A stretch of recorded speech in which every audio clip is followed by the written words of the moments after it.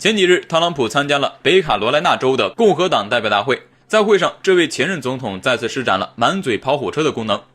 对美国传染病专家进行猛烈批判不说，还扬言中国应该为新冠肺炎负责，要中国赔10万亿美元。同时，美国该对所有的中国商品征收100%的关税，所有国家应该集体取消向中国借的账，作为赔款的首付。时隔几个月，这是特朗普首次公开演讲。自今年1月份黯然离场后，特朗普仍然觊觎着总统的位置，试图通过放出风声让支持者们相信他能王者归来。特朗普这次也算是扯下了最后的遮羞布。这段时间拜登所作所为实际上与特朗普针对中国的做法不谋而合。如果说特朗普对中国不友好，那么拜登其实也是一样，表面上承认中国一个原则，不寻求与中国对抗，可当前一系列行为足以看得出来，其联合盟友对中国的打击施压力度加大了。不仅如此，在经过一系列针对挑衅后，拜登还试图离间中俄之间的关系。在当前国际局势紧张，美国不顾国内疫情，频繁在世界多地搞事情的情况下，同时对抗中俄2个大国，早就让该国力不从心了。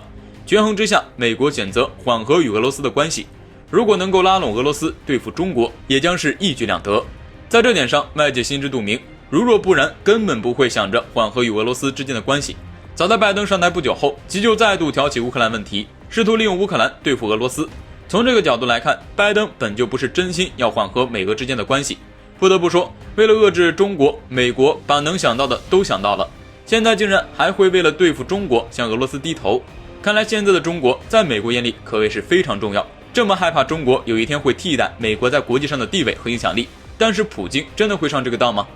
普京也不是吃素的，拜登存在什么目的再清楚不过。特朗普在会上勒索中国赔钱的同一天，普京公开表示，俄中关系已经达到前所未有的水平，这种关系是非常牢固的。可见，普京仅用一句话表明了态度，也就是这一句话令美国彻底丧失底气，想拉拢俄罗斯遏制中国的阴谋算是破灭了。拜登如今针对中国的疯狂举动，事实上跟特朗普没什么区别。拜登以为自己能够带领美国走得更好，殊不知这是将美国往深渊里推。特朗普以为在演讲时指责中国能换回在美国民众心目中的影响，殊不知这将毁掉整个美国。两任总统都在推美国入地狱，谁也没比谁好到哪去。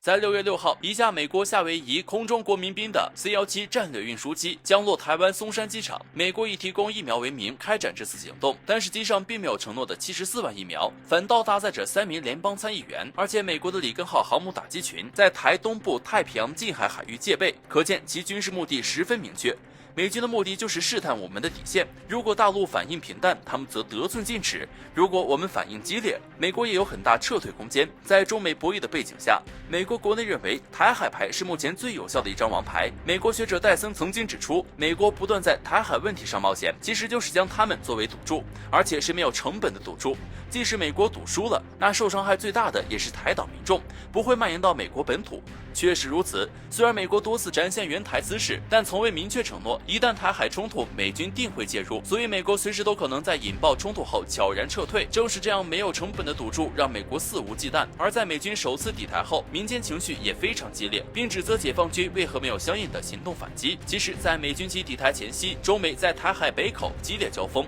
但是未见主要媒体报道。6月4号凌晨，日本 TBS 紧急插播新闻报道，一架美空军 RC-135U 电子侦察机从冲绳加纳基地起飞，飞至台海北口附近。即使已经凌晨，却遭遇解放军3架电子反侦察机猎鹰1号的拦截和围捕，上演一场电子侦察和反侦察的烽火大战。日媒形容这是一场猫捉老鼠的游戏。美军机在解放军反侦察机围堵下，数次遭遇险情，并陷入电子侦搜崩溃的状态。多家外媒集中报道，是因为 RC-135U 是美军最先进的电子侦察机，而猎鹰1号名不见经传，相对神秘。但是 RC-135U 却被完全压制，就连700公里的加手纳基地都毫不知情。加手纳基地发言人罗德里格斯少校表示，当飞行员看到3个飞行物从3个方向包抄， RC-135U 的抗电子干扰系统和侦搜系统竟然毫无反应，包围着就像被扼住了喉咙。解放军维护国际主权的决心毋庸置疑，激烈交锋也通常发生在我们看不见的地方。而且统一大业不仅需要对付对岸的台军，还需要考虑美国、日本、澳大利亚甚至英法德等国介入的情况，所以必须小心谨慎。一招不慎满盘皆输。我们只需要静待解放军下一步动作。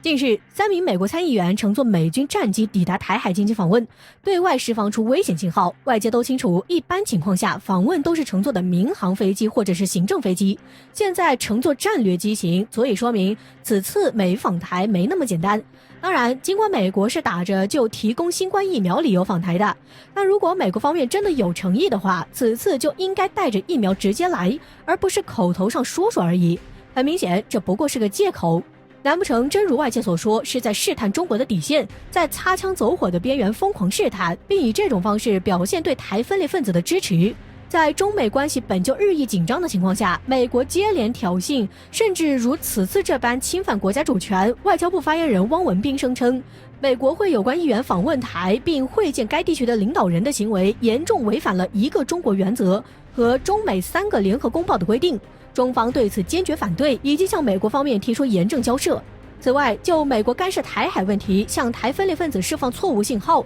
中方也给予了严重警告。不得不说，中方这已经不是第一次就台海问题给予美国警告了。可警告所带来的结果是怎么样的呢？想必外界都看在眼里。如果警告真的有用的话，美国议员访台的事情就不会发生。如果警告真的有用的话，迄今为止，包括美国在内的多个国家也就不会再拿台海问题做文章，扬言要武力介入台海。这段时间所发生的事情足以证明，中方的警告没有起到任何效果。或许在包括美国在内的多个国家眼里，警告不过是中方为了不在外界丢失面子罢了。虽说中国向来希望以和平友好的方式解决国与国之间的矛盾，但在西方各国眼里，中国根本不敢实施实际性的反击行动。也不怪他们会这么想，面对如今多国挑衅，我国并未进行猛烈的反击。倘若中国能够像俄罗斯那样面对挑衅的对手勇于反击的话，也不会是现在这个局面了。这段时间国人评论最多的就是希望中国能够学习俄罗斯战斗民族的精神，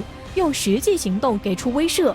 放弃幻想是中国的第一步，严正交涉没有任何作用，必须打。只有重拳出击才能痛击对手，让包括美国在内的多个国家感觉到痛，不敢再来。目前国内有关该出手时就出手，不要再交涉，武力统一这类声音非常多，国人早就在等武力统一的这一天。现在美方公然访问，就已经在告诉中国，这一天要来了，也必须要来了的信号。只不过这样一来，岛内可就不妙了。一旦中美真的在台开战，遭殃的一定是岛内所有民众。